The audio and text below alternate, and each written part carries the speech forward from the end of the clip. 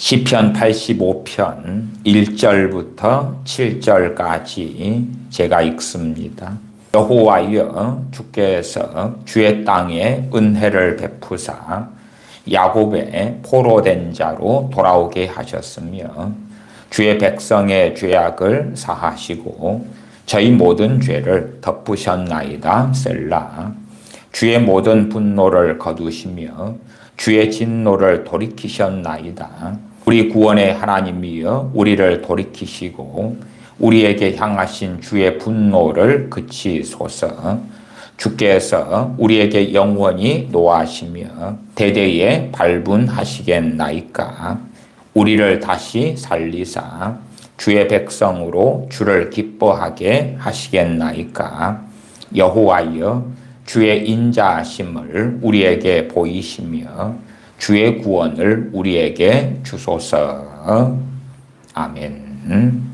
시편 85편의 위에 보시면 고라 자손의 시 영장으로 한 노래 그렇게 나와 있습니다. 이 고라 자손의 시가 언제 쓰여졌느냐 할 때에 바벨론 포로에서 돌아온 다음이라는 것을 우리가 85편 1절을 통해 알 수가 있습니다. 여호와여, 주께서 주의 땅에 은혜를 베푸사 야곱의 포로된 자로 돌아오게 하셨으며 주의 백성의 죄악을 사하시고 저희 모든 죄를 덮으셨나이다 고백하며 노래합니다. 그러나 포로에서 돌아왔다 해서 하나님의 그 크신 죄에 대한 사함을 받고 바벨론 포로에서 돌아왔다 해서 그들의 심령 속에 바른 신앙, 바른 믿음, 무엇보다 하나님에 대한 사랑과 하나님을 경외함이 가득한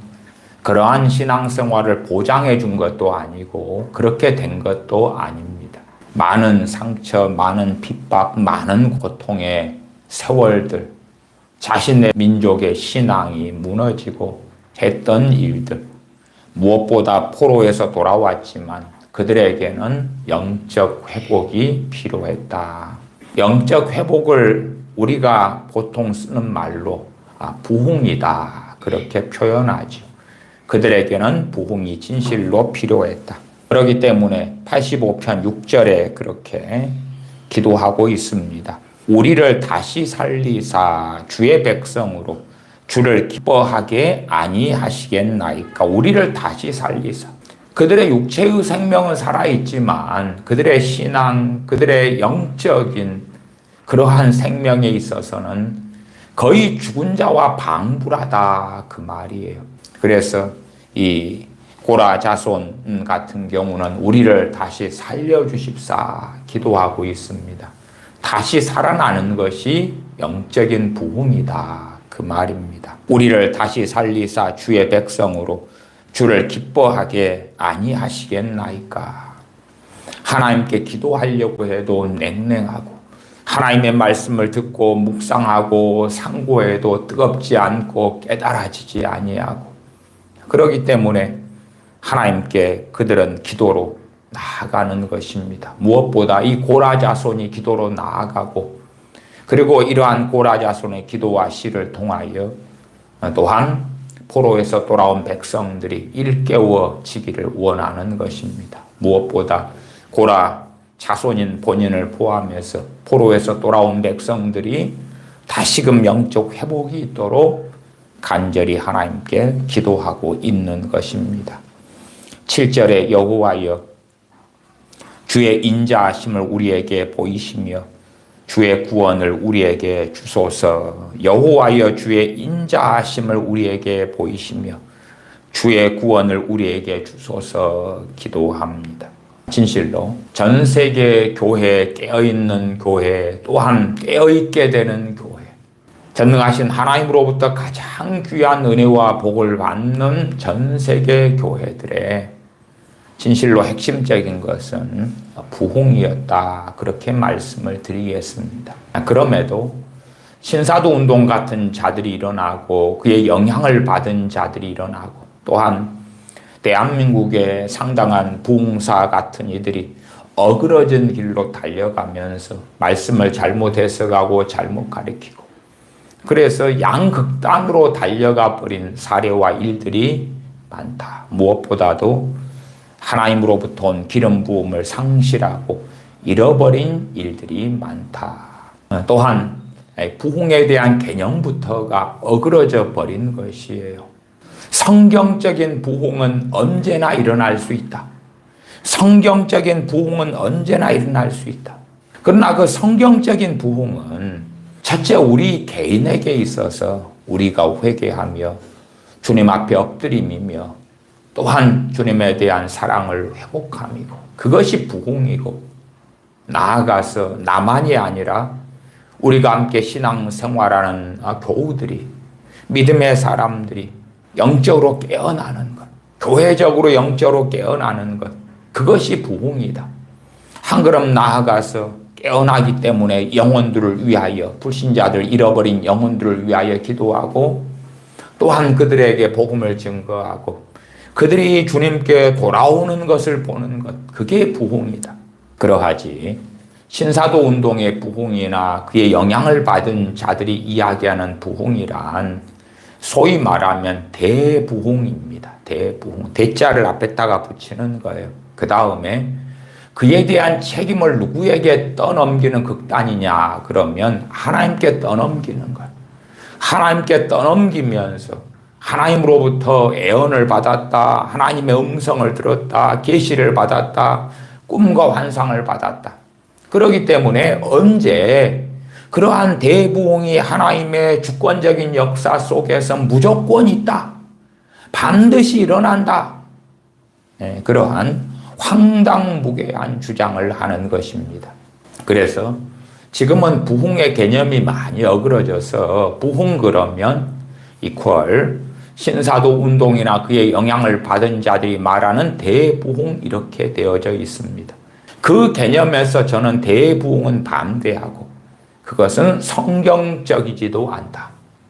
그러나 사도행전 8장처럼 사도행전 8장처럼 전도자 빌립 집사님을 통하여 사마리아 성에 일어난 그러한 복음 전도와 부흥, 나아가서 베드로와 요한 사도가 가서 그들에게 성령님 임하기를 기도할 때에 성령님께서 그 믿는 자들에게 임하시는 그 놀라운 일, 그러한 것이 다 실상은 부흥이다.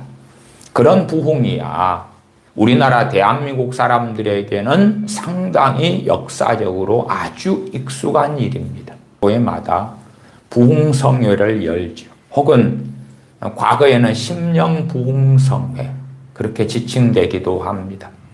그를 통하여 부흥회를 통하여 교우들이 회개하고 깨어나고 그러면서 깨어나고 은혜 받은 사람들, 영적으로 살아난 사람들이 이웃에게 가족에게 복음을 증거하고 그들에게까지 주님의 복음이 힘있게 증거되어 그들 가운데 어떤 사람들이 주님께 회개하고 돌아오는 일들, 그게 부흥이지요. 그러나 신사도 같은 자들이 주장하는 대부흥이란 밑도 끝도 없이 하나님께서 정하신 때에 그냥 갑자기 자고 있다가 갑자기 놀다가 나이트클럽에서 술 마시다가 영화를 보다가 게임하다가 빠친코를 땡기다가 성령님께서 임하시면서 회개가 터지고 너도 나도 없이 돌아오는 것. 또한 소위 말하면 남북 통일을 원하고 남북 통일을 소위 복음 통일이다 그렇게 주장하는 자들, 그러한 정광훈 씨 같은 혹은 데이비드 차 같은 또 그러한 계통의 사람들, 그러한 사람들은 남북한만 통일되면 북한의 무수한 사람들이 주님께 돌아오게 되고 더불어서 대한민국 교회가 깨어나고 놀라운 부흥이 있고 G2국가가 되거나 국민소득 1인당 GDP가 5만 달러 이상이 되거나 그러한 궤변을 일삼기 때문에 정상적인 사람들이 이제 무엇을 싫어하고 원치 않게 되냐 그러면 그들이 주장하는 부흥에 대하여 부정적이 되고 거부하게 되는 것이죠. 그래서 부흥에 대한 개념 자체가 어그러져 버리고 무너져 버리는 거예요. 저는 그런 자들이 주장하는 부흥 혹은 대부흥은 반대입니다. 비성경적이기 때문에. 그러나 성경적인 의미에서 부흥은 환영해야 되고 원해야 되고 갈망해야 됩니다. 그리고 실제로 우리 대한민국 교회는 전통적으로 그러한 부흥에 있어서 아주 익숙합니다. 과거에 제가 찰스 피니 목사님의 설교 등을 최근 들어서 많이 읽고 있습니다. 또한 읽어드리고 있죠. 그 가운데 1835년에 찰스 피니 목사님이 그의 교회에서 교우분들 대상으로 강론했던, 금요일 날 밤에 강론했던 이 우리나라에는 1975년에 진정한 부흥이라는 책으로 출간되었던 그러한 진정한 부흥 혹은 찰스 피니의 부흥론, 거기에 있는 2장에 부흥에 대하여 부흥이 언제 일어날까? 부흥이 언제 필요할까? 부흥으로 기대되는 때가 언젠가? 그러한 2장의 내용들이 있습니다. 물론 이 책은 지금은 절판되어서 구할 수가 없는 책입니다. 그래서 그에 대한 부분을 제가 좀 읽어드리겠습니다. 이 미국의 2차 대각성 운동의 부흥사다 일컬어지는 이 하나님의 사람이 이야기하는 부흥의 의미 개념, 또한 이러한 부흥이 언제 필요하냐, 부흥이 어떻게 일어나냐 하는 내용의 일부를 우리가 살펴봅니다. 그렇게 되면 우리는 알 수 있습니다. 우리가 보통 이야기하는 요한계시록 2장의 처음 사랑을 가지는 것, 회복하는 것, 그게 부흥이구나. 세례 요한이 주님께서 사도들이 회개하라, 천국이 가까웠느니라. 그렇게 하는 것이 부흥이구나. 그러한 부흥의 일반적인 우리가 이미 알고 있는 개념으로 저 미국 2차 대각성 운동의 지도자였던 찰스 피니 목사님이 설명하고 있구나. 전혀 어려운 게 아니구나. 그러나 나중에 신사도 운동가들이 일어나서 이 부흥의 뜻과 개념을 왜곡시키고 바꿔버렸구나 하는 것을 알 수가 있을 것입니다. 제가 일부를 읽어보겠습니다. 그리스도인들 사이에서 형제 우애가 희박해지거나 그리스도인으로서의 확신감이 결여되고 있다면, 주님을 이제 감 믿었으면 구원의 확신도 있고 하나님께서 내 아버지가 되신다는 확신이 있고 그 확신 가운데 성령님께서 아바 아버지라 부르짖게 하시고 내가 지금 죽어도 천국에 간다는 확신이 있고, 그런데 그것이 사라지고 있고 희미해지는 거예요. 또한 교회 안에 교우들 사이에 형제 사랑, 형제 우애가 무너져 버리고 시기 질투가 있고, 또한 정말 하나됨 가족 간에 그리스도 안에서의 사랑이 아니라 냉랭하게 변해버리는 그런 때가 되었다면 그때가 바로 부흥이 필요한 때입니다. 다시금 하나님의 역사를 일으켜 주십사고 하나님께 크게 부르짖어야 합니다. 찰스 피니 목사님이 중요하게 이야기하는 부흥의 필수적인 것으로는 기도다. 각 개인이 하나님께 간절히 부르짖어 기도해야 된다. 잘못된 부흥은 극단으로 가서, 그래서 이 지구적인 혹은 국가적인 민족적인 그런 걸로 주장하지만 미국의 대각성 운동의 부흥은요, 그냥 교회적이고 지역적이고 마을적이었어요. 한 마을.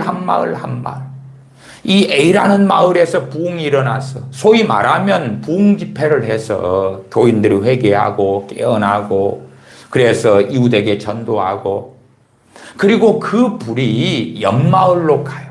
그런데 옆마을 사람들이 안 받아들이면 또 그 옆마을로, 혹은 A라는 마을에 방문했던 사람이 거기에서 영적 회복되고 은혜를 받아서 자기 마을로 돌아가요. 그리고 자기 마을 사람들 50가구를 위해서 철야하며 기도해요. 그리고 교회 목사님께 우리 집회 좀 하십시다 이렇게 부탁하고 집회를 하고 거기에서 교인들이 회개하고 깨어나고 그리고 복음을 증거하고, 그렇게 마을적이었어요. 마을적이요. 우리는 지금 도시화의 시대이기 때문에 한 도시의 인구 50만 명, 120만 명, 200만 명, 인천광역시처럼 300만 명, 서울처럼 1000만이 가까이 되는 인구의 부흥이 일어나고, 그러한 양상이 아닙니다. 그냥 일부에 일어나고 그것이 어떻게 영향을 미치고 어떻게 이어져 가느냐. 한 교회의 부흥이 어떻게 되느냐. 우리나라 사람들은 굉장히 익숙합니다. 야, 대한민국의 부흥이 어떻게 일어났는가.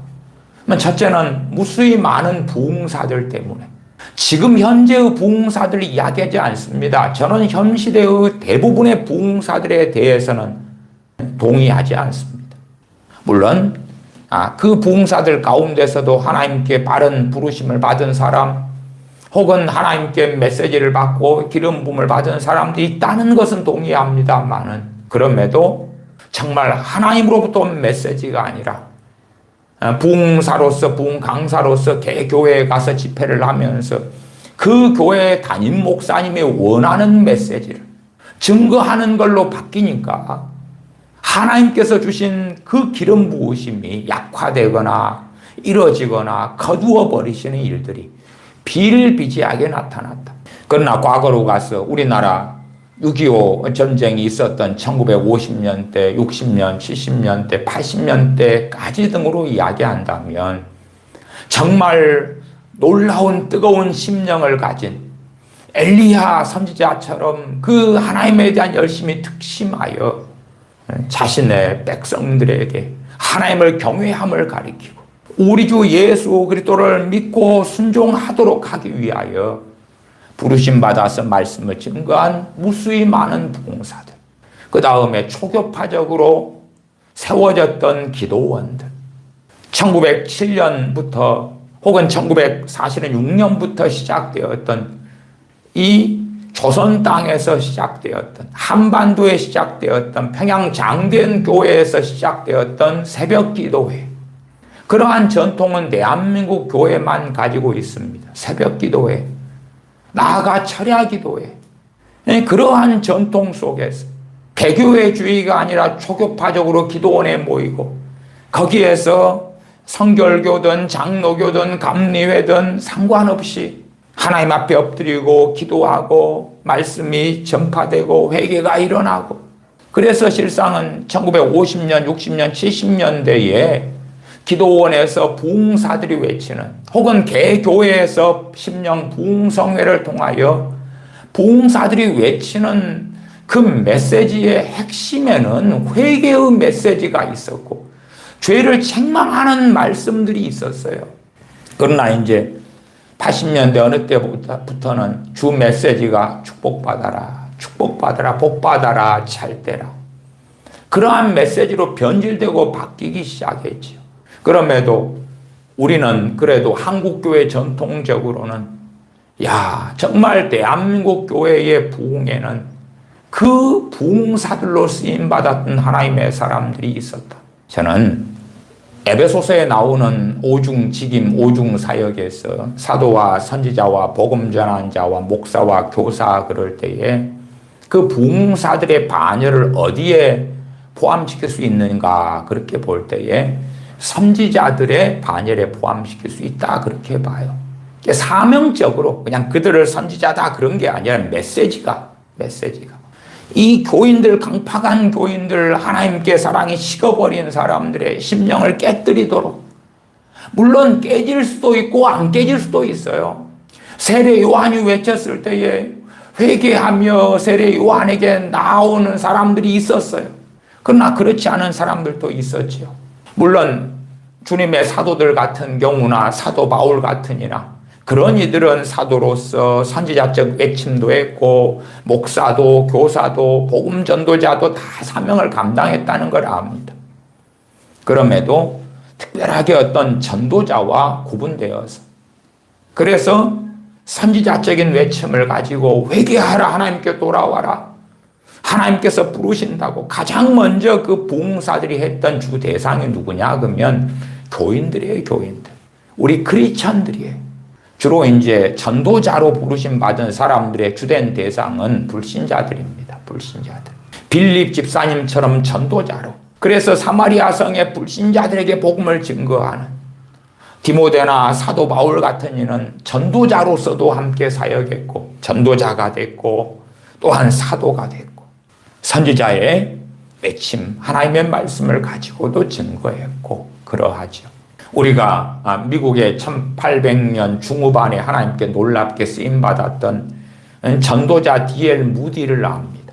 제가 과거에 우리나라에는 1976년도에 출판되었고 지금은 이제 책이 없는 이 폭발적인 전도자 무디라는 책을 가지고도 무디 선생님에 대하여 여러 시간을 함께 살펴보기도 했습니다. 이 책이 1976년도에 우리나라에서 출판되었어요. 이 책은 폭발적인 전도자 무디, 전도자. 주된 대상은 누굽니까? 불신자들이죠. 불신자들. 그 다음에 또 다른 무디 선생님에 대한 책이 있는데 여기는 D.L. 무디 그런데 이 위에 소제목, 부제목은 뭐냐 하면 역사상 가장 위대한 부흥사 D.L. 무디 이렇게 되어 있어요. 물론 역사상 가장 위대하다 그것은 뭐 사람마다 판단하는 기준은 틀릴 겁니다만은 이 책은 부흥사로 소개하죠. 부흥사. 이 책은 전도자로 소개해요. 그러면 D.L. 무디 선생님은 전도자이기도 했고 부흥사이기도 했다는 걸 결과적으로 알 수가 있어요. 왜? 그 두 사역. 믿는 자들을 깨우고 또한 상당히 많이는 불신자들에게 복음을 증거하여 주님께 돌아오게 했거든요. 실제로 우리나라의 부흥은요, 미국의 전통을 이어받았습니다. 그 다음에 미국은 또 상당히 많이는 영국의 전통을 물려받았죠. 영국에서 온 청교도들도 있었고 영국에서 신앙의 자유를 찾아온 많은 기독교인도 있었고 영국의 조지 필드나 존 웨슬리 같은 하나님의 사람들의 전도 집회, 부흥 집회 그런 영향을 받기도 했고 그래서 멀리 가면 영국, 좀 가까이 가면 미국 미국의 많은 주의 종들 그들 가운데 부흥사들이 이 조선시대 때에 한반도에 많이 왔습니다. 한반도에 많이 왔어요. 그건 조금 있다가 다시금 원산대부흥이나 평양대부흥을 살펴볼 거예요.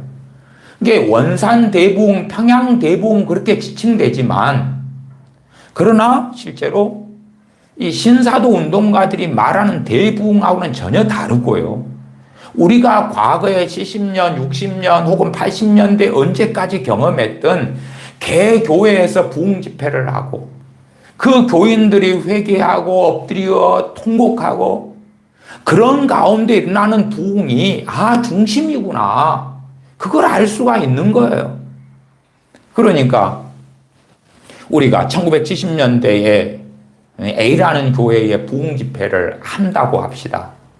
부흥 집회를 석 달 뒤에 있어요. 그러면 석 달 뒤에 있는 부흥 집회를 위하여 그 교회 교인들이 그때에 은혜 받으려고 그때에 다시금 첫사랑을 회복하려고 그때에 성령 충만 받으려고 석 달 동안 작정 기도도 하고 금식도 하고 철야도 하고 엎드리고 사모하고 나아가 그 부흥 강사 목사님을 위하여 기도하고 그렇게 석 달을 기도하고 엎드리고 준비하다가 또한 제대로 된 목사님은 정치적인 이해관계 속에서가 아니라 정말 기도하면서 어떤 분을 부흥 강사로 초청해야 될까, 모셔야 될까, 그리고 간절히 기도하면서 성령 교시는 감동을 따라서 이분을 부흥 강사로 모셔야 되겠구나. 그렇게 하고 부흥 강사 목사님도 부르짖어 기도하고 담임 목사님도 그렇고 교인들도 석 달이든 몇 달이든 부흥회를 앞두고 부르짖어 기도하고 엎드리고 그렇게 준비되어 가지고 마치 봄에 씨를 뿌려서 준비하고 가꾸고 쭉 해가지고 가을에 풍성한 결실을 맺은 것처럼 부흥회를 통하여 교인들의 심령이 다시 새로워지고 은혜를 받고 다시 깨어나고 말씀의 은혜가 임하고 기도의 은혜가 임하고 찬양이 터지고 주님과 함께 누리는 그 기쁨 속에 들어가고 그렇게 되어져 왔던 대한민국 교회의 역사들이 있었다 그 말이에요. 대한민국 교회만이 아니라 대한민국은 어쨌든 1948년에 세워진 나라니까요. 그 다음에 한반도 일제시대에도 그렇고 대한제국이나 조선 말 구한 말 때도 그러했어요.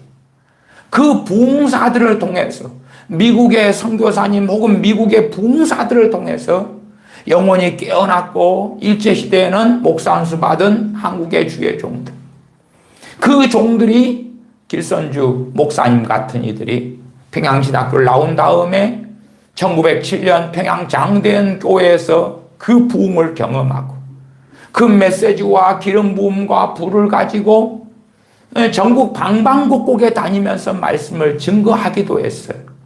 우리가 사랑의 원자탄이라 일컬어지는 손양원 목사님 같은 경우도 정말 많이 알려진 부흥사기도 했습니다. 말씀 사경회 때에 가서 회개를 외치고 하나님께 깨어있으라 책망하고, 그렇게 하면서 손양원 목사님이 방문했던, 사실은 그분은 전도사 때부터 그러한 사경회 강사로, 부흥집회 강사로 많이 다니면서 해방 전까지의 교회들을 깨어나게 했던데 하나님께 많이 쓰임받기도 했습니다. 그래서 가장 먼저 사실 우리가 정립해야 되는 것은 부흥이란 개념과 뜻이 뭐냐 하는 거예요. 우리는 이미 사실은 알고 있는 것을 신사도나 영향받은 자들, 그 계통의 사람들이 쓴 책들을 통하여 왜곡되고 어그러지니까, 자스피 목사님은 하나님의 역사를 일으켜 주십사고 하나님께 크게 부르짖어야 합니다. 그렇게 하는데 아니야, 하나님의 절대 주권이야. 때가 되면 부흥 주셔. 그것도 그냥 대부흥. 그런 왜곡으로 미국의 2차 대각성, 1차 대각성 혹은 평양대부흥, 1903년의 원산대부흥을 이해하는데, 제가 다시 원산대부흥이나 평양대부흥을 또한 설명드리는 것은 그런 게 아니었다. 그런 게 아니었다. 또 자스피 목사님이 쓰임받았던 미국의 제2차 대각성 운동에 대한 이야기를 또 많이 하는 것은 그냥 우리가 이미 이해하고 알고 있는 그러한 부흥의 연장선이었을 뿐이다. 갑자기 아무런 기도도 없이, 부르짖음도 없이, 사모함도 없이 그냥 나이트클럽에 가고 술 담배하고 세상을 사랑하고 정욕적으로 살고, 그런데 갑자기 하나님의 절대 주권에 따라서 부흥이 임해가지고 회개가 터지고 내 자녀들이 구원받게 되고 삶이 변화되고, 그런 부흥은 역사적으로 없었다 그 말이 없었어. 그런 게 있었다면 주님께서 자기 땅에 오셨을 때, 유대인에게 오셨을 때에 자기 백성들이 회개하고 아버지 하나님께 돌아오는 것이 얼마나 간절히 사모하고 원하는 것이었겠는가. 그래서 주님께서 많은 기적과 이적을 행하시며 말씀을 가르치셨어요. 그러나 예루살렘에 대하여 주님께서 말씀하셨던 것처럼 너희가 내게 나오기를 원치 아니하였도다. 그렇기 때문에 황폐하여 버림받으리라 하는 것이 예루살렘만이 아니라 대부분의 유대인들에게 벌어졌던 일이고야 말았다 그 말이에요. 주님께서는 사람들의 책임을 이야기하는데 잘못된 대부흥에 잡힌 자들은 하나님의 책임을 전가해요. 그러니까 찰스피니 같은 목사님이 가르치는 하나님께 크게 부르짖어야 합니다 하고 부흥을 주세요 하나님께 막 부르짖는 사람들하고 사실은 모양은 같게 보일지 몰라도 정반대 있기도 합니다.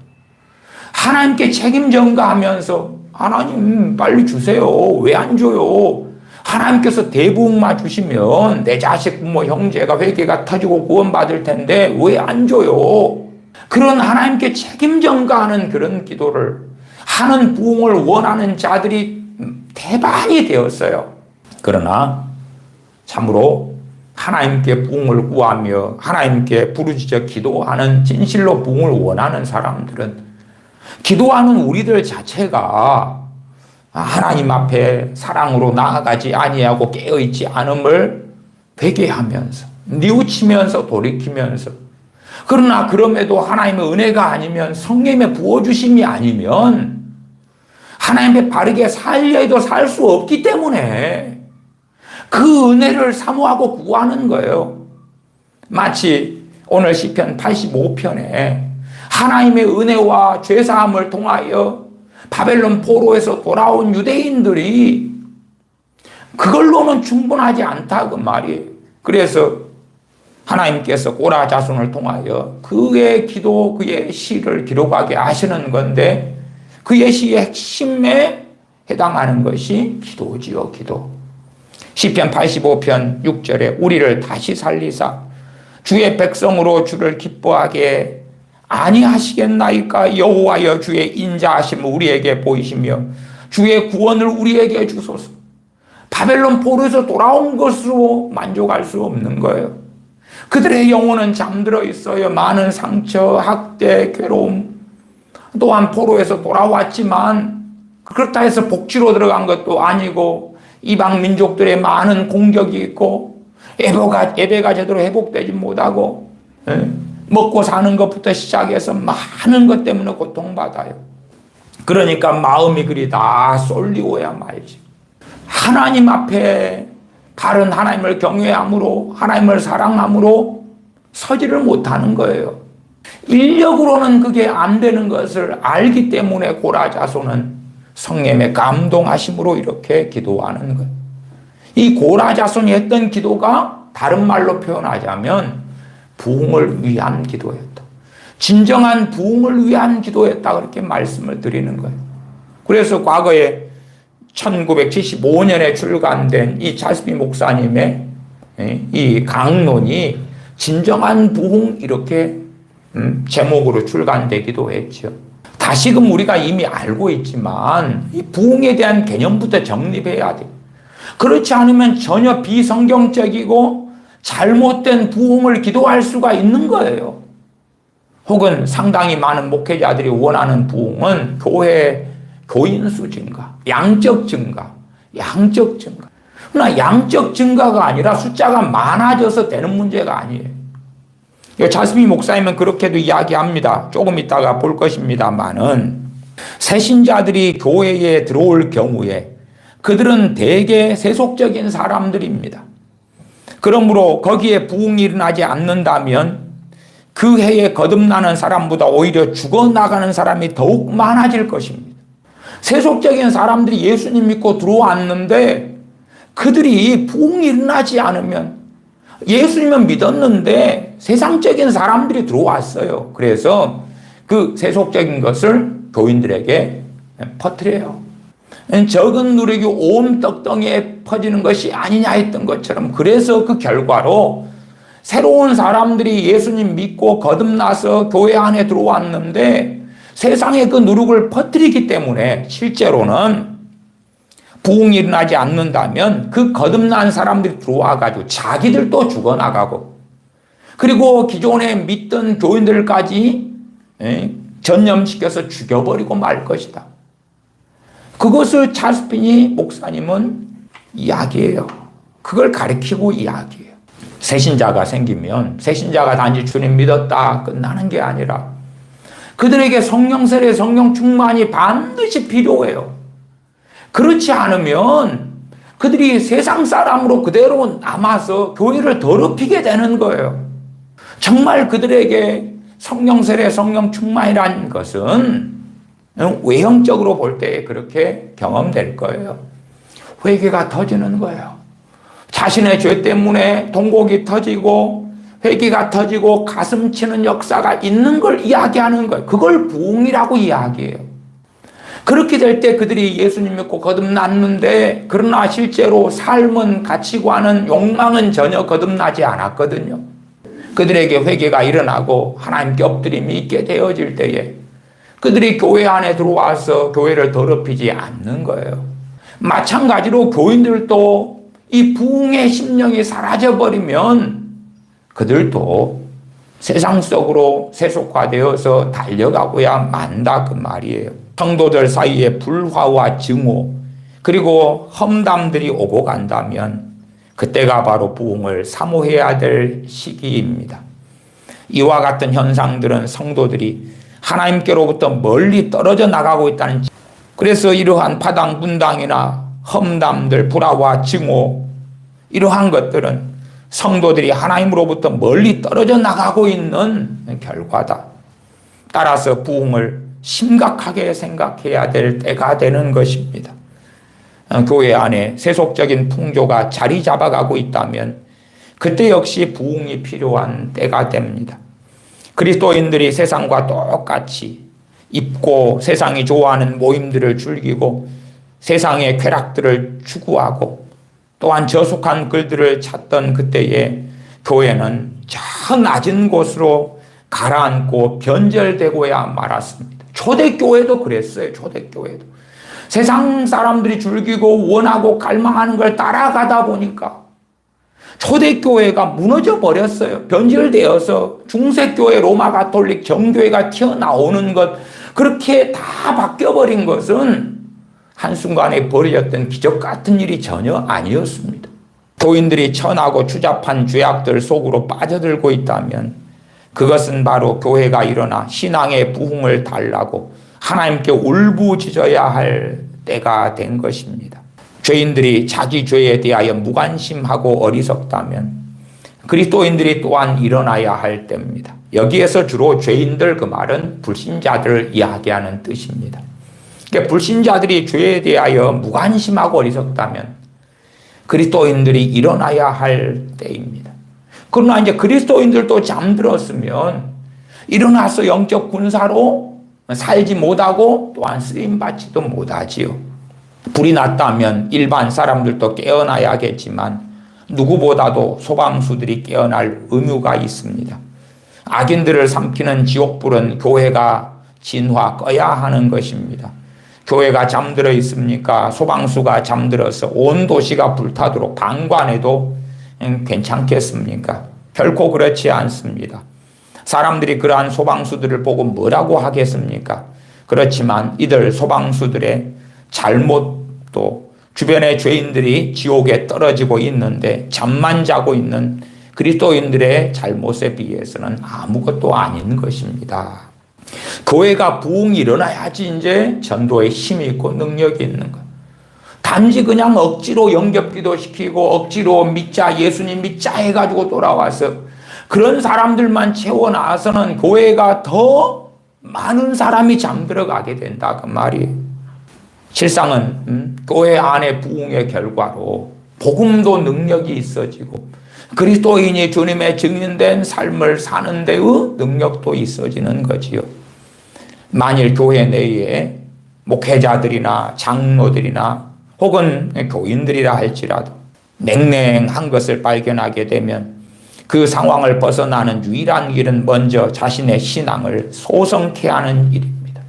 자신의 신앙을 소성케 하는 것이 뭐라고요? 그게 부흥이에요. 개인적으로 자신의 신앙이 소성케 되는 것, 처음 사랑을 가지는 것, 하나님에 대한 열심을 가지는 것, 하나님을 마음을 다하고 뜻을 다하고 성품을 다하고 목숨을 다하여 힘을 다하여 사랑하는 길을 가는 것, 그게 부흥이고, 그리고 한 걸음 나아가서 나만이 아니라 내가 그렇게 내 영혼이 소생되어 갈 때에 교회의 부흥을 위해서 기도하고 다른 교우들의 부흥을 위해 기도하는 거지.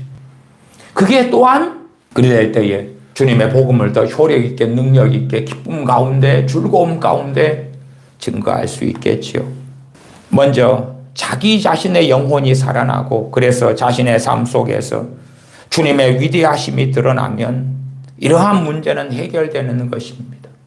자기가 냉랭한 것, 교회 교우들이 냉랭한 것, 그러한 것들이 먼저는 자기에게 부흥이 영적 소생함이 회복이 일어나면 된다 그 말이죠.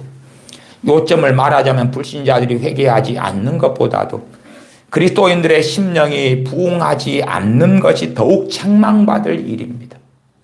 주님께서 요한계시 2장 3장에 말씀하신 주된 메시지는 뭐냐 그러면 처음 사랑을 회복하라 그 말이, 회개하라 그 말이, 그게 우리가 잘 아는 의미로 부흥해야 된다고 말씀한 거예요.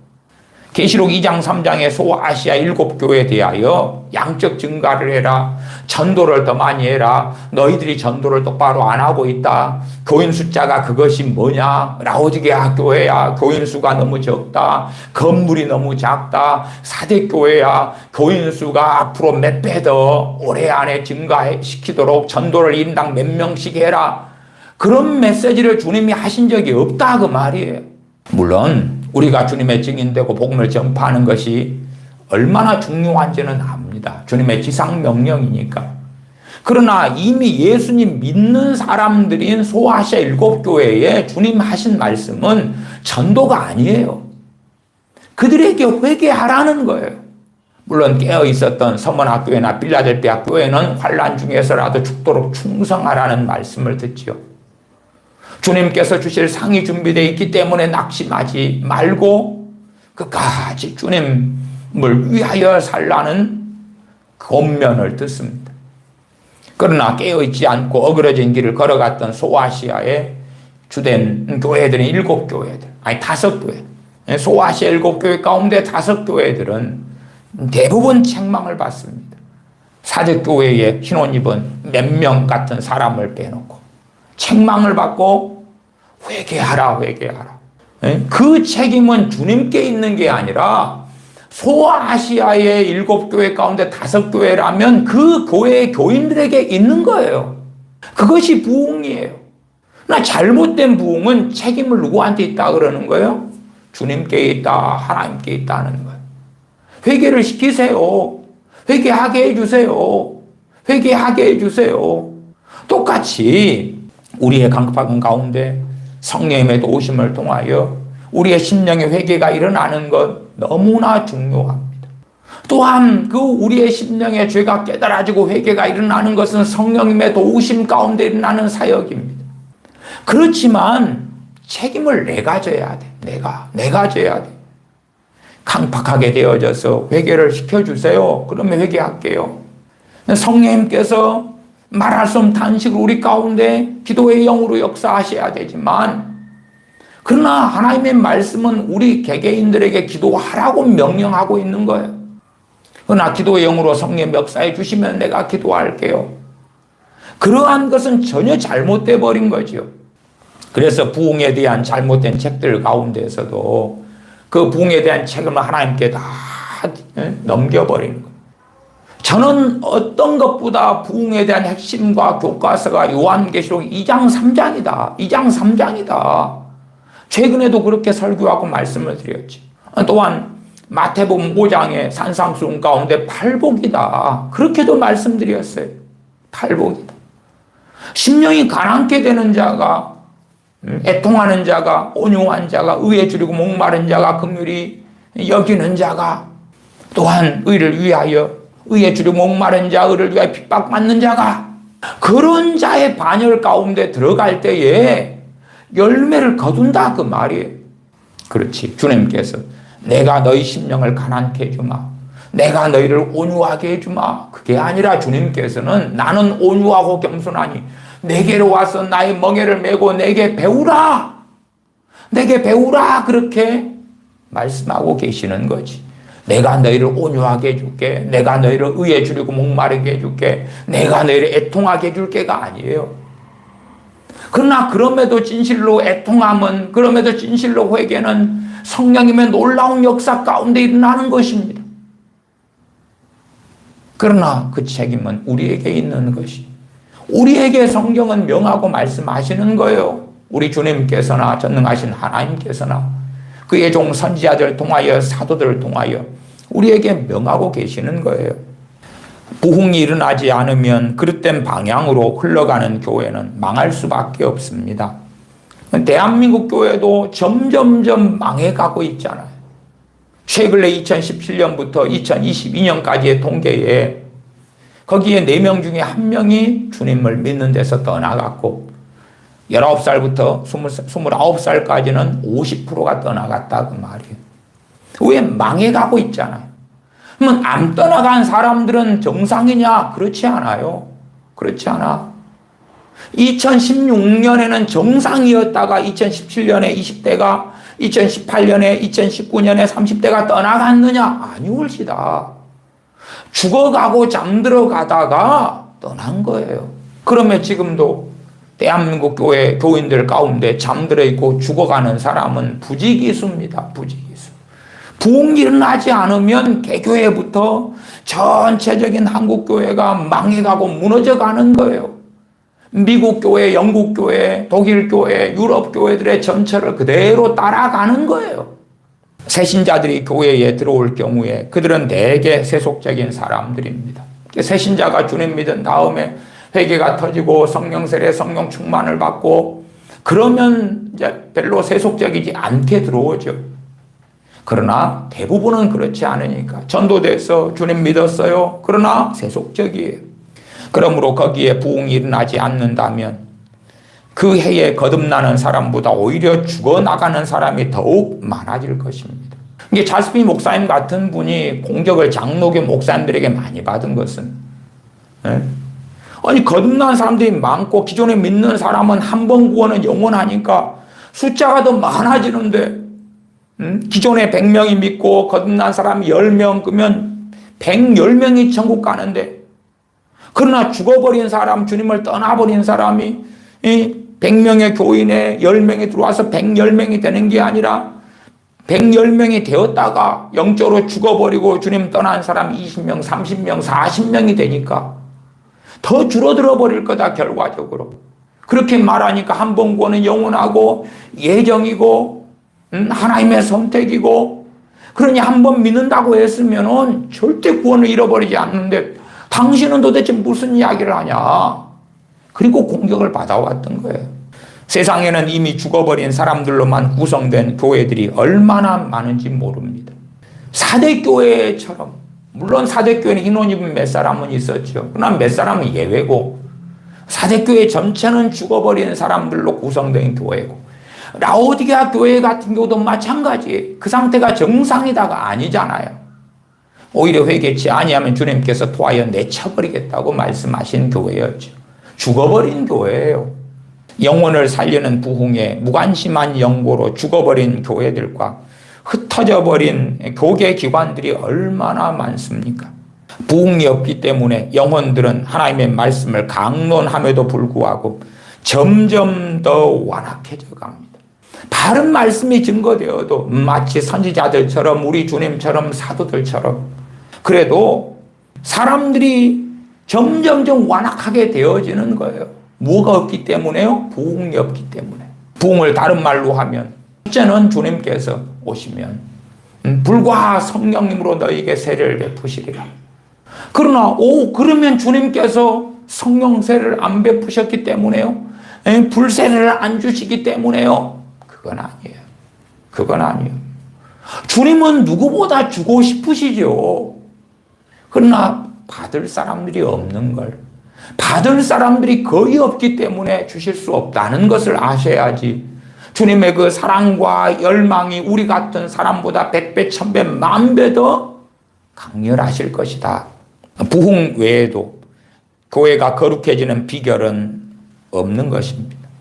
부흥 외에는 교회가 거룩해지는 비결은 없는 것입니다. 그래서 과거에 우리나라 50년, 60년, 70년대 교회는요, 지금처럼 형식적이고 냉랭한 부흥회가 아니라 정말로 1년에 한 번 하든 두 번 하든 사모함 가운데 부르짖고 기도하고 그래서 성령님의 부어지심을 간절히 원하는 그러한 부흥 집회를 해왔다 그 말이에요.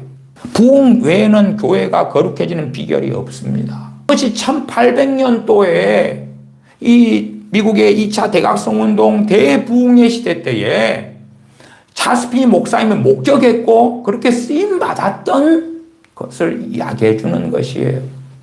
부흥 외에는 교회가 거룩해지는 비결이 없습니다. 우리가 깨어났다 해도 때가 되면 또 잠드는 거예요. 때가 되면 잠들고 병들고. 그러니까 주기적으로 우리의 심령에 부흥이 일어나야 하기 때문에 과거에 대한민국 교회들은 주기적으로 부흥회를 열었단 말이에요. 지금은 부흥회라는 것이 욕심, 탐욕 속에서 예배당 건축을 해놓고 돈이 부족하니까 부흥사를 불러서 더 많은 돈을 긁어 모으고 교회에 교인들 규모가 적으니까 부흥사를 불러서 더 많은 사람들을 어떻게 끌어당길까? 어떻게 더 끌어모을까? 그러지 요즘 시대에 어떤 부흥사가 집회를 했는데 거기에 참여한 교인들의 회개가 터지고 울고 뒹굴고 성령 충만을 받고 하는 경우들이 있는 것은 극소수입니다. 극소수. 70년대, 80년대 언제까지만 해도 그래도 부흥 강사들이 집회를 하고 그리고 함께 부르짖어 기도하며 회개가 터지고 울고 뒹굴고 하는 일들은 자주 있었습니다. 물론 최소한 저는 1980년 후반부터는 그러한 현장들을 기도원들에서나 개교회 부흥집회에서 본 일이 거의 없습니다. 부흥사들의 메시지부터가 잘못돼 버리는 거예요. 어긋나 버리는 거예요. 어긋나 버려. 혹은 80년대 같은 경우는 부흥사들의 메시지 그때도 잘 전하고 옳게 전하는 경우는 드물었어요. 그러나 이제 그래도 기름 부음을 가지고 있었던 부흥사들이 그때는 또 상대적으로 많았다. 부흥 외에는 교회가 거룩해지는 비결이 없습니다. 또한 은혜 안에서 성숙하게 되는 비결도 없습니다. 그러니까 아무리 성경 공부를 많이 해도 우리의 심령의 부흥, 다른 말로는 뭐예요? 성령의 역사하심, 성령 충만 이렇게도 말할 수 있겠지. 은혜를 받자, 힘써 은혜를 받자 하는 은혜, 하나님의 은혜를 다른 말로 또한 부흥이라 이렇게 지칭하기도 하는 거지요. 그리고 천국을 위하여 부흥 외에는 단장되는 비결도 없습니다. 미련한 다섯 처녀가 깨어나는 길은 부흥 외에는 없다 그러는 거예요. 은혜 안에서 영적으로 성장해 간다는 것이 무슨 의미이겠습니까? 설교를 듣고 거기에서 몇 가지 새로운 신앙적인 지식을 얻는다는 뜻입니까? 아닙니다. 절대로 그게 아닙니다. 그런 식으로 사는 기독교인들은 그리고 그 이상은 아무것도 안 하는 그리스도인들은 날이 갈수록 악해지고 더욱더 완고해집니다. 그러니까 성경 공부하고 성경을 보면서 성경 지식을 배우고 그런 그리스도인들은 날이 갈수록 더 악해진다 그 말이 강팍해진다 그 말이에요. 뭐가 없는 사람요? 하나님에 대한 사랑, 주님에 대한 사랑, 다른 말로 부흥이 없는 사람들, 영적인 갱신이 없는 사람들은 심령 안에 주님의 사랑에 대한 뜨거움이 없는 사람들은 그러면서도 봉사하고 성경 읽고 성경 공부하고 신학책을 보고 날이 갈수록 강팍해지고 완악해져 갑니다. 그래서 마침내는 다시 새롭게 될 수 없는 것입니다. 부흥은 그리스도인들이 부흥을 위하여 기도하는 영을 가질 때만 기대할 수 있습니다. 당시에 미국의 2차 대학생 운동 때에 찰스 목사님이 경험했고 보았고 하는 것들로 증언하고 있는 것입니다. 기도의 영을 가질 때만 가능하다. 다시 말해서 부흥은 마치 부흥을 빼앗으려고 탈취하려고 공격하는 듯한 태세를 갖출 때에만 오는 것입니다. 정말 원하고 사모하고 갈망하는 것. 한 개인의 부흥이라면 하나님의 은혜를 받기 위하여 간절히 구하고 엎드리고 하나님 은혜가 제일 중요하다. 그리고 엎드리고 그때 하나님의 은혜가 오고 영적 회복이 일어나고 성령 충만이 온다 그 말이에요. 그게 부흥이죠. 우리는 사실은 다 아는 건데 이 개념이 너무 어그러져 버린 거예요. 때때로 그리스도인들의 마음은 다른 것, 즉 영혼을 구원하는 데에만 가 있지 그 영혼들을 부흥시키는 것을 위해서 기도하지는 않습니다. 이 찰스 목사님 뭘 비교하고 있냐 그러면 이 대학생 운동에 쓰임받고 많은 불신자들을 전도하는 데 쓰임받은 주의 종인데 그냥 교회가 전도하는 것에만 관심이 있다. 누구 믿게 해주세요. 그런데 그들에게 진정으로 예수님 믿을 뿐만 아니라 부흥이 일어나는 것, 성령 충만 받는 것, 회개가 터지는 건 관심이 없다. 그러니까 잘못되고 만다 그 말이에요. 전도는 해가지고 믿게 되지만 오히려 그 세속화를 교회 안에서 퍼뜨리는 거예요. 함께 병들어 가는 거예요. 숫자는 많아지는데 힘은 잃어가는 거지요. 그러다가 이제 정말 부흥이 필요하구나. 이걸 깨닫고 정말 간절히 원하는 사람들은 기도하기 시작할 것입니다. 자기 가정과 이웃의 심령의 부흥이 없음을 느끼고 간절히 기도하는 사람들이 나타날 것입니다. 그러한 사람들의 기도를 통하여 부흥이 일어난다. 한 개인이면 개인, 교회적으로는 교회적, 마을이라면 마을, 그렇지 지금같이 30만, 50만, 100만, 1000만 되는 그런 도시 속에서 한두 명 기도했더니 부흥이 일어난다. 그게 아니고 당시에 1800년도의 기록들을 제가 볼 때에 또 1700년도의 기록들을 볼 때에 제가 18세기의 부흥운동에 대한 책이 3권짜리 책이 있어요. 이 정도 분량이 돼요. 18세기면 1700년도입니다. 1700년도 부흥에 대한 기록이에요. 이 세 권짜리 합치면 이만큼 되는데, 그러한 부흥들에 그냥 50가구, 30가구, 10가구, 70가구. 그리고 거기에 우연히 왔다가 회개가 터진 사람이 자기 마을에 가서 20가구 자기 마을을 위하여 기도하고 엎드리고 통곡하고, 그리고 목사님 제발 우리 마을에 와서, 왜 규모가 적으니까 거기에 교회가 없고 목사님이 안 계시니까 이웃에 가서 이웃 마을 목사님 모시고 와서 말씀 좀 전해주세요. 그러면서 부흥이 일어나고, 그런 것이 이제 점점 산불이 일어나서 막 번져가는 것처럼 번져가니까 그것을 표현하기를 대부흥이라 그렇게 표현하는 거예요. 평양대부흥도 마찬가지고 원산대부흥도 마찬가지예요. 평양대부흥도 1907년 1월 달에 장대영 교회에서 있었던 부흥이란 말이에요. 그러나 정말로 말씀을 사모하는 여자들도 모였어요. 그러나 이제 남녀 7세 부동석의 시대였기 때문에 여자들은 다른 데서 모였고, 거기에 선교사님, 여자 선교사님이나 또한 남자 선교사님이 아내 되는 분들이, 그 여자분들에게는 말씀을 전했고 증거했고 기도회를 인도했어요. 따로 떨어진 데서. 그리고 평안남도 남성, 동계 남성 사경회에서 부흥이 일어났기 때문에 그 영향력이 기본적으로 평안남도에 전반적으로 미쳤어요. 거기에 이제 은혜를 받고 적으로 회복된 선교사님들이 말씀을 가지고 나갔단 말이에요. 때로는 평신도들이 자신의 고향 땅에 말씀을 가지고 나가고 자신의 마을을 위하여 기도하고 애통하고 통곡하고.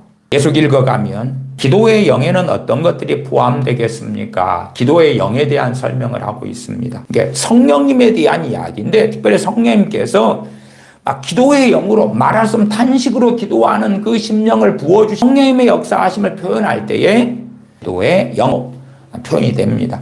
기도의 영이란 죄인들이 구원받기를 끊임없이 열망하고 염려하는 마음 자세입니다. 기도의 영이란 기도하는 그 사람을 압박하는 그 무언가입니다. 기도하지 않고는 견딜 수 없는 그 무언가. 인간 심성의 측면에서 보자면 기도의 영은 사람이 세속적인 그 어떤 것에 마음을 뺏길 때의 현상과 비슷합니다. 그 영혼들이, 잃어버린 영혼들이 마음에서 떠나지 않기도 합니다. 낮이면 그 영혼들을 생각하고 밤이면 그 영혼들을 꿈꿉니다. 정령 무시로 기도하게 되기도 합니다. 그의 기도는 항상 그의 속에서 용솟음쳐 나옵니다. 영혼을 남는 이러한 수고는 사람들이 하나님을 붙잡고 은혜를 주시기 전에는 결코 놓아드릴 수 없다. 그리고 몸부림치는 것이다. 교회적인 부흥이라면 이런 분위기가 한 개인이 아니라 교회 안에 무르익으면, 그러면 부흥이 찾아오게 됩니다. 이게 교회 안에 이제 냉랭해져 가는데 안 되겠다, 깨어 있어야 되겠다, 은혜를 사모해야 되겠다. 제가 서두에 말씀드린 것처럼 몇 개월 뒤에 부흥회가 있는데, 야 정말 요즘에는 내가 세상에 한 발을 디디고 사는 것 같아. 주님에 대한 사랑이 내가 식었어. 처음 사랑이 사라졌어. 이러면 안 될 것 같아. 몇 개월 뒤에 있는 부흥회 때 다시금 회복돼야지. 그리고 그때를 위하여 기도하고 부르짖는 거예요. 그리 될 때에 부흥이 찾아온다. 부흥 집회를 통한 부흥이라면 그때 회개가 터지고 은혜를 받고 회복되고. 정말 과거에 탁월했던 부흥사들이 대한민국에는 많았습니다. 예를 들어 한 1960년대 부흥회를 했다 그러면은 A라는 교회 200명을 놓고 부흥했다 그러면은 그 가운데 한 30명은 회개가 터져요. 30명은 막 변화되고 뒹굴어요. 그리고 그 가운데 몇십 명은 부러워해요. 나도 그래야 되는데. 그리고 한 반은 냉랭해요. 그러니까 과거 60년대에 놀라운 부흥사로 쓰임받았던 하나님의 종이 200명 대상으로 집회를 했는데 200명이 다 엎어지고 회개하고 그러진 않습니다. 그러진 않아요. 정말 사모하는 심령을 만족해 해주시는 거예요. 그게 하나님의 말씀이고 진리예요. 사모하지 않는 심령이 만족함을 얻는다? 그건 성경에도 없는 것이고 비성경적이고, 그러한 개념의 부흥이나 대부흥은 전혀 하나님으로부터 온 것이 아니에요. 사모하는 심령을 만족해 주시는 거예요. 하나님을 간절히 찾는 자가 하나님께서 만나 주시는 거예요. 하나님을 가까이 하는 자를 하나님이 가까이 해 주시는 거예요. 그를 위해서 기도하고 엎드리고. 그럴 때 이제 역사적으로 한국 교회 사적으로는 사모하는 심령을 만족하게 해주시는 그 부흥의 역사들이 이어져 왔다. 한 목사님이 내게 이렇게 이야기를 했습니다. 자기 교회에서는 어떤 열성적이고 헌신적인 부인 한 사람 때문에 부흥이 일어났다고 이야기했습니다. 그녀는 죄인들의 영혼을 인하여 마음에 큰 고통을 안고 기도했습니다. 기도할수록 그녀의 고통은 더욱 커졌다고 합니다.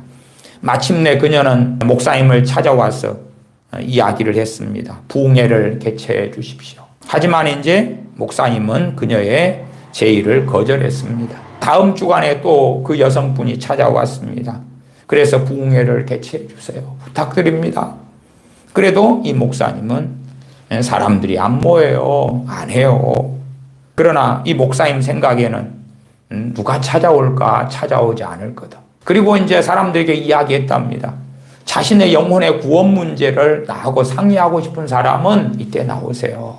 그렇게 그 한 차례 시간에 나오세요. 그렇게 이야기를 해놓았답니다. 아무 기대 없이 목사님은 누가 나오겠는가 생각했습니다. 그런데 부흥회를 하기로 했던 장소에 도착하자 자신의 영혼 문제 때문에 탄식하는 사람들이 많이 모여 있었답니다. 그걸 보고 소스라치게 놀랐다.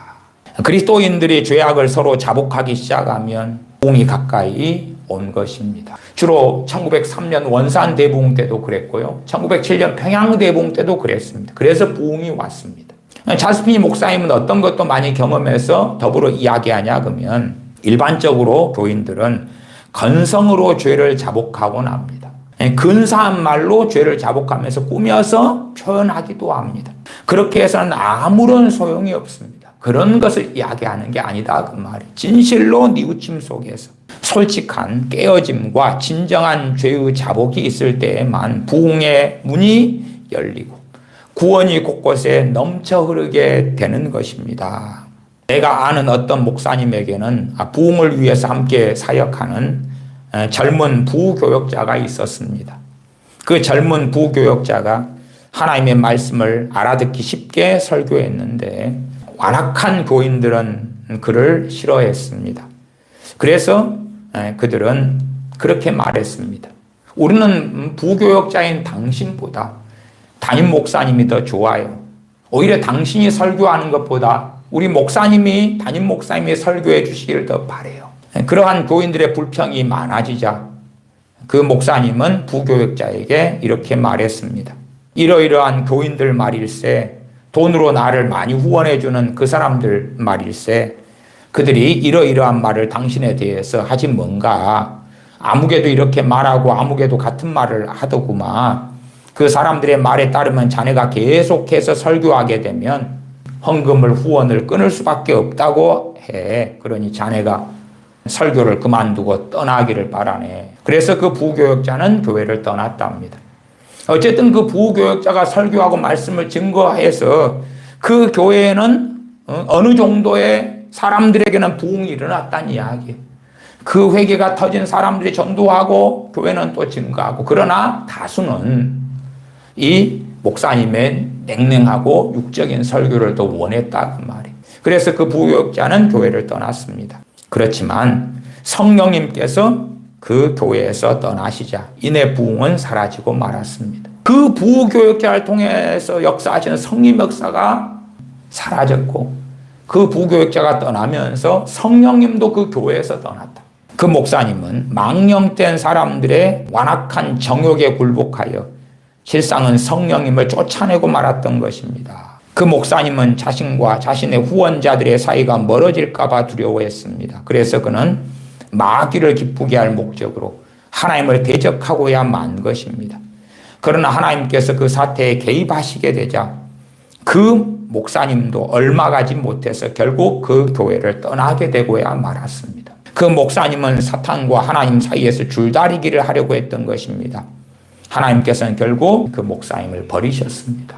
부흥의 시대라해서 자연적으로 막 부흥이 임하고 이러한 젊은 부교역자 이런 분처럼 하나님께 쓰임받는 종이 있다 해서 부흥이 지속되고 나타나는 건 아니에요. 그래서 당시에 1800년도에 미국에 무수한 교회가 있었어도 그 교회들마다 양상은 다 달랐던 것입니다. 어떤 교회는 부흥이 일어났고 어떤 교회는 부흥의 통로가 되었던 하나님 사람 쫓아내기도 했고, 어떤 교회는 그 교회의 영혼들을 끌어안고 불신자를 끌어안고 기도하는 사람들을 핍박하고 욕하고, 믿으려면 적당히 믿어라, 기도를 하려는데 시끄럽게 하지 말고 묵상으로 기도해라, 그러면서 기도의 불을 꺼버리기도 했습니다. 우리나라도요, 1980년대 후반 될 때부터는 뭐가 유행했냐 그러면 기도의 불을 꺼버리는 권사님, 목사님, 장로님들이 유행했습니다. 기도의 불을 꺼버리는 거예요.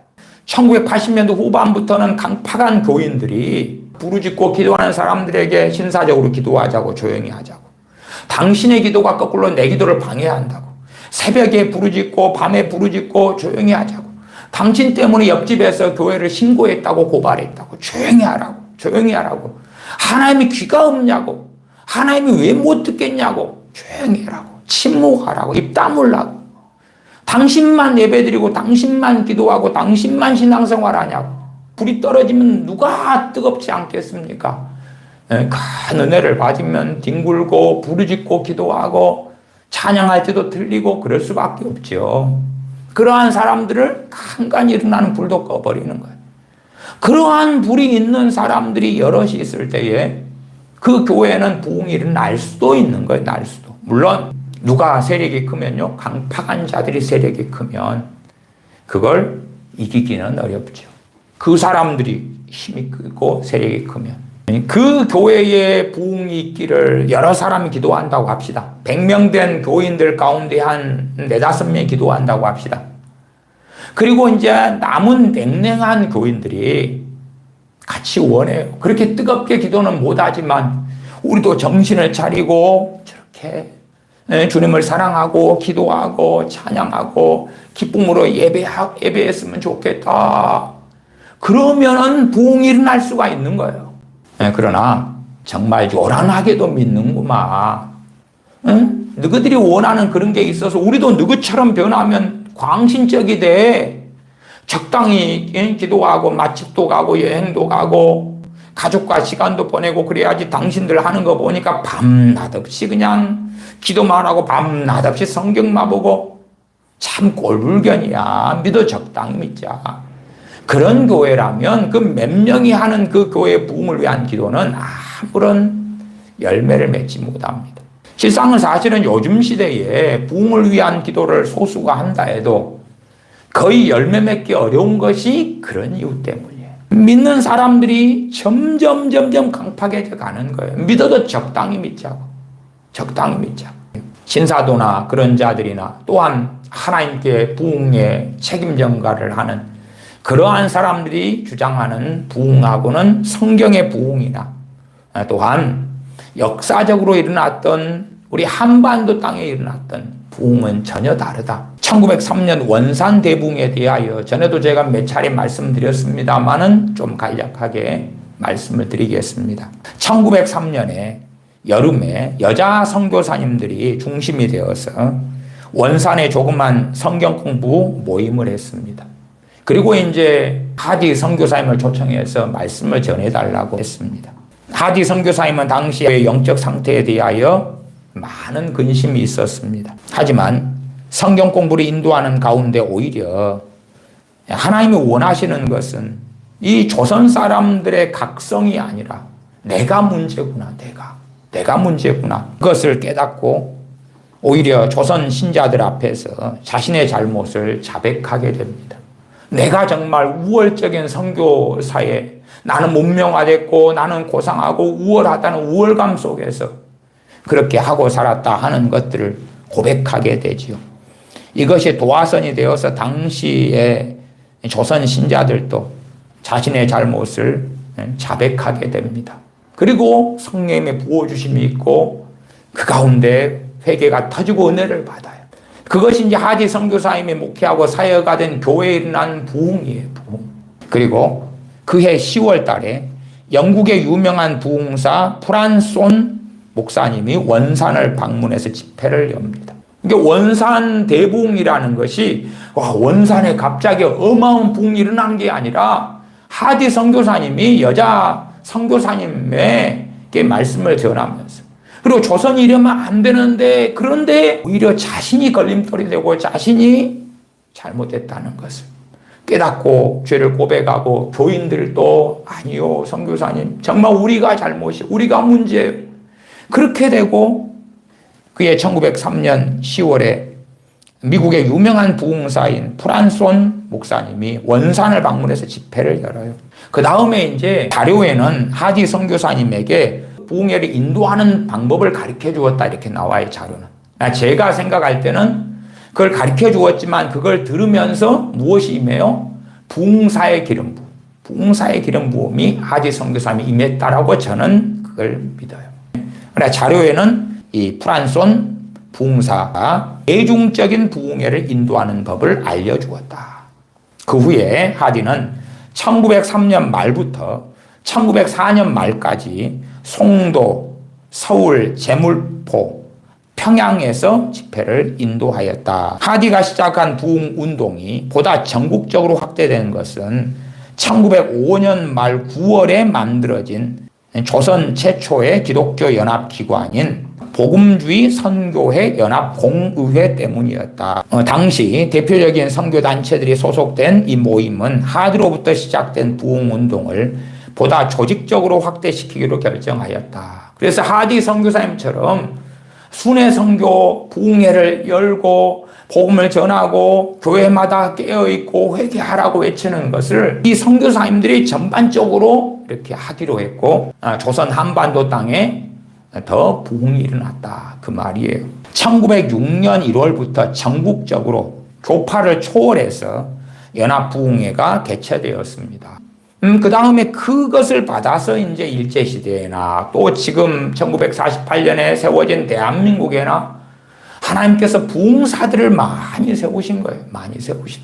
그리고 부흥사들, 기도원, 부흥집회를 통해서 교회가 깨어났고 명맥을 유지했고 실상은 부흥에 왔던 거예요. 개교회에서 부흥회가 일어날 때에 그 지역사회의 여러 교회들이 연합해서 소위 초교파적으로 함께 모여서 형제 우애 가운데 부흥집회를 했었어요. 제 경험에는 1980년 중반까지 그랬습니다. 1980년 중반까지는 A라는 교회의 부흥회가 열리면 이 교회 내 교회 할 것 없이 순복음이든 장로교든 장로교 교단을 초월하고 감리회든 성결교든 이 교회 내 교회 없이 모여서 함께 부흥회에 참여해 은혜 받았다면 나중에는 네 교회는 네 교회, 내 교회는 내 교회. 연합이 무너져 버리는 거, 형식적인 연합만 남았지 진정한 형제 속의 연합은 무너져 버린 거예요. 이 1906년에 선교사님들이 모여서 초교파적으로 부흥운동을 전국적으로 해서 그래서 부흥이 계속되어진 거예요. 이렇게 부흥운동이 전국적으로 확대되었고 1906년 9월에는 부흥사인 존 스톤 목사님이 조선을 방문했다. 선교사님도 이제 정말 복음을 전할 뿐만 아니라 예수님 믿는 사람들에게 뭐가 일어나야 돼? 부흥이 일어나야 돼. 이것을 우리식으로 바꾸면 성경적으로 성령 세례, 성령 충만. 사도행전 8장에 베드로와 요한 사도가 가서 안수함에 성령님을 받느니라. 에베소에 사도 바울이 가서 예수님 믿는 제자들 가운데 12명을 만나서 다시 복음을 전하고 그 다음에 안수하고 기도함에 성령님이 그들에게 임하셨다. 그렇게 돼야 되는구나 이게. 그래야 되는구나. 단지 전도만 하고 예수님 믿고 냉랭하고 오히려 세속화를 교회에 퍼뜨리고 그래 가지고 되는 게 아니구나. 그러면 실상은 우리나라 대한민국 교회는 상당히 저는 정로를 걸어왔다. 그렇게 말씀을 드려요. 이제 그 정로가 거의 무너져 버린 것이 1980년도, 80년도. 그때는 이제 나중에 기회가 되면 제가 이 대붕 설교라는 설교집을 좀 선별해서 좀 읽어줄까 그렇게 생각해요. 이 대붕 설교라는 두꺼운 이 설교집이 언제 쓰여진 거냐 그러면 1977년에 나온 거예요. 1977년 민족복음화 대성회가 있었어요. 우리나라에. 그때의 민족복음화 대성회를 통하여 많은 사람이 주님을 믿었어요. 그 다음에 기존에 믿던 사람들의 심령에는 부흥이 일어나고 그랬어요. 그때 그 유명한 신영균 목사님이 쓰임받기도 했죠. 그 민족복음화 대성회를 준비하면서 당시에 이제 말씀을 증거하는 부흥사들, 하나님께 쓰임받는 부흥사들을 그분들에게 원고를 받았어요. 당신들이 전하는 메시지 말씀의 원고를 달라. 그래서 1977년 민족복음화 대성회를 하기 전에 이 말씀을 출간해서 준비를 시켜야 되겠다. 당시 59명의 부흥사분들이 설교문을 보내가지고 설교가 59편이 있는 거예요, 이게. 그러니까 우리가 1977년이나 그 전에 전해졌던 당시에 59명의 유명한 부흥사들의 설교 메시지하고 다음의 메시지, 요즘 시대의 메시지가 얼마나 다른가도 확인해 볼 수가 있어요. 그들은 무슨 메시지를 전했을까? 이 가운데는 우리가 알고 있는 사람들도 있고 모르는 사람들은 훨씬 더 많습니다. 나중에 기회가 되면 1977년에 나온 설교집을 좀 59편이나 되는데 그건 다 못하고 일부를 좀 함께 살펴보면 좋겠다 싶기도 합니다. 1906년 9월 부흥사인 존 스톤이 조선을 방문했습니다. 그는 당시 세계적으로 일어나고 있던 성령운동을 설명하면서 당시에 성령운동이다 그러면 전 세계 곳곳에서 부흥이 일어났거든요. 그것을 설명하는 거예요. 그 부흥에는 아리 토리 목사님 같은 분이 성령 세례 받아야 돼. 성령 충만 받아야 돼 하는 그 가르침도 굉장히 중요했습니다. 또 아주사 부흥 같은 것도 있었고 그렇죠. 곳곳에 인도 등이나 미국이나 곳곳에 부흥이 일어났더랬습니다. 이것을 이 부흥사인 존 스톤이 설명하고 이 같은 운동이 조선 교회에도 일어나기를 바란다고 이야기했습니다. 평양의 선교사님들과 조선의 지도자들이 감동을 받았습니다. 평안남도 동계 남성 사경회를 하자, 장대현 교회에서, 평양에서. 그렇게 해서 1907년 1월 2일부터 1월 15일까지 날을 잡았어요. 그리고 기도로 준비하죠. 장소가 평양 장대현 교회가 적어가지고 남성 사경회지만 여성들도 많이 모여서 여성들은 평양 북교회, 또 산정은교회, 남문박교회, 서문박교회 지역의 사랑채에 모여서 여자 선교사님들이나 선교사님의 아내들이 인도하여 집회를 열었고요. 남자들은 평양 장대은교회에서 모였고요. 그렇게 해서 1907년 1월 2일부터 1월 15일까지 했는데 새벽 기도, 오전 성경 공부, 오후 기도회나 오후 노방전도, 저녁 집회 이런 식으로 막 해도 10일이 지났는데도 맹맹했어요. 아무런 회개도 안 일어나고 막 가슴을 쥐고 통곡하거나 회심하고 이런 게 일어나지 않았어요. 이 사경회가 진행된 지 10일째가 되도록 성령 충만도 받은 사람이 없고 전도의 성과도 없었고 회개도 일어나지 않았고 그래서 이 사경회를 통해서 추구하는 목적이 이루어지지 않았습니다. 다음 날이 이제 끝나는 날이에요. 1월 14일 날 선교사님들이 정오에 모여서 기도하게 되었습니다. 선교사님들이 정오에 모여서 얼마 남은 집회를 놓고 간절히 기도했습니다. 1월 14일 저녁에 저녁 기도회가 열렸는데 이때에 이기람 목사님이 인도했습니다. 이기람 목사님이 이곳 북장로의 선교사님이에요. 이 선교사님이 1월 14일 저녁 기도회를 인도했습니다. 그때에 15일 새벽 2시까지 남아있던 사람들이 600명이 남아서 철야 기도를 했고요. 이때에 이제 사람들에게 회개가 터지기 시작했습니다. 평양 장대현교회 당시의 장로님이자 평양신학교를 다니고 있었던 길선주 장로님이 자신의 죄를 고백했고요.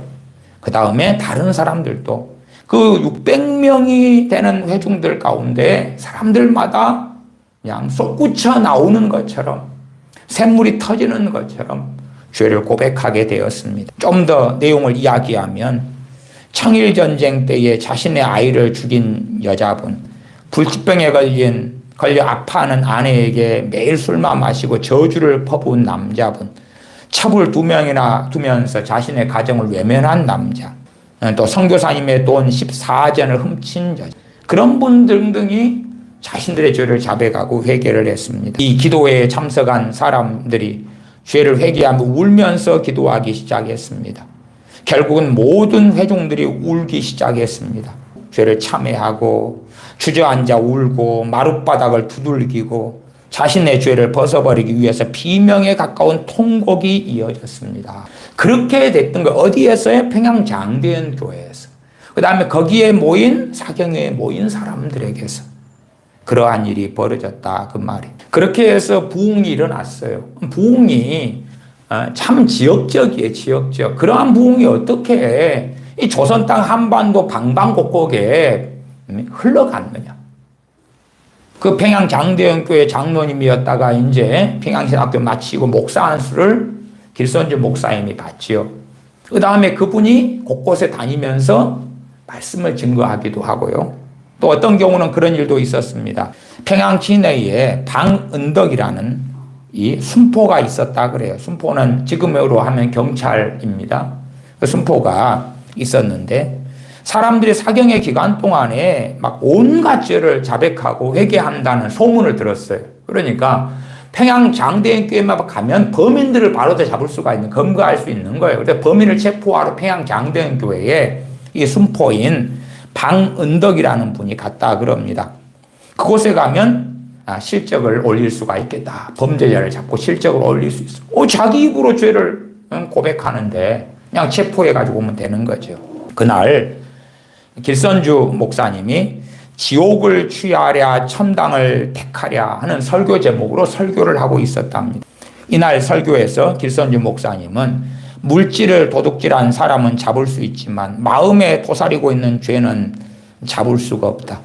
죄 있는 마음은 지옥이요 죄를 회개하는 마음은 천당이다 라고 선포했는데 방은덕은 그 말을 듣고 갑자기 마음이 찔리고 죄책감이 들기 시작했고 그래서 소리를 지르고 설교 도중에 일어나서 선생님 이 죄인이 용서받을 수 있습니까? 저는 천당에 와서 죄인을 잡으려고 했던 방순포 죄인입니다. 어찌합니까? 라고 대성통곡을 하였습니다. 그날로 방은덕은 순포직을 그만두었고 주님을 이제 믿고 난 다음에 고향인 평안북도 맹산군으로 귀향해서 그곳에서 맹산교회를 설립했습니다.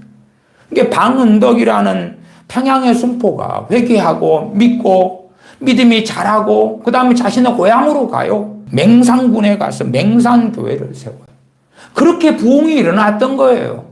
선교사님들도 회개가 터지면서 자기 사역지에서 말씀을 증거하고 교인들도 그렇고 이런 길선주 목사님 같은 사람도 그렇고 이러한 일로 평양 시내가 발칵 뒤집혔고 목사들은 또한 선교사들은 각 지역의 교회에 내려가서 이 열기를 전했습니다. 그리고 이러한 부흥의 불을 가지고 선교사님들이 목회자들이 갔다 그 말이에요.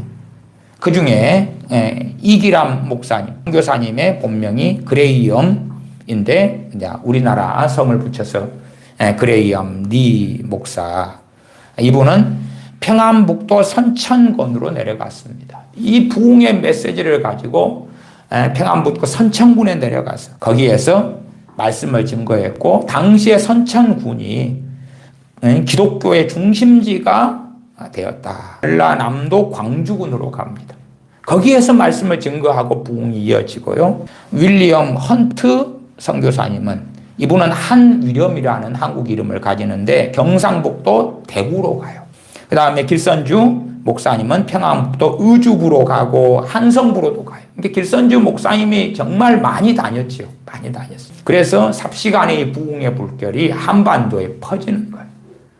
그러니까 교회 지역 그렇지 신사도 애들이 이야기하는 것처럼 갑자기 자고 있는데 그냥 성령의 기름 부음이 임해가지고 회개가 터지고 변화가 나타나는 그런 게 아니에요.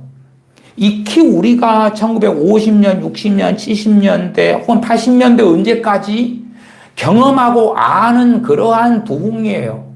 심령 부흥성회를 통해서 혹은 기도원의 산상 집회를 통해서 일어났던 그런 부흥이고 그러한 것은 한국교회나 일제시대나 조선시대 교회에서 있었던 그러한 것은 이미 미국 교회 부흥사들 거기에서 전통적으로 이어온 거예요. 특별한 게 아니에요. 물론 이제 지금 현재 영국이나 미국 같은 경우는 그러한 전통들이 일찍 다 무너지고 사라졌습니다.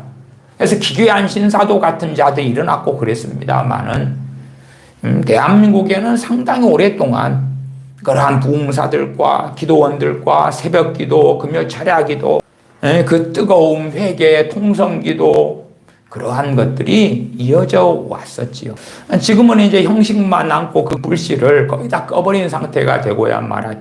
당시에 그 1907년 평양대부흥이 계속 이어져 가고 청나라에서 온 신학자 호만성, 장석정이 1907년에 입국해서 평양에 일주일간 체류하면서 부흥운동의 현장을 직접 관찰하고 자신의 나라인 청나라에 가서 증거하면서 청나라에도 이 부흥이 확산되었습니다. 청나라에서도 평양에서 일어난 강력한 회개와 영적 각성운동이 일어났습니다. 그렇게 부흥이 일어나는 거예요.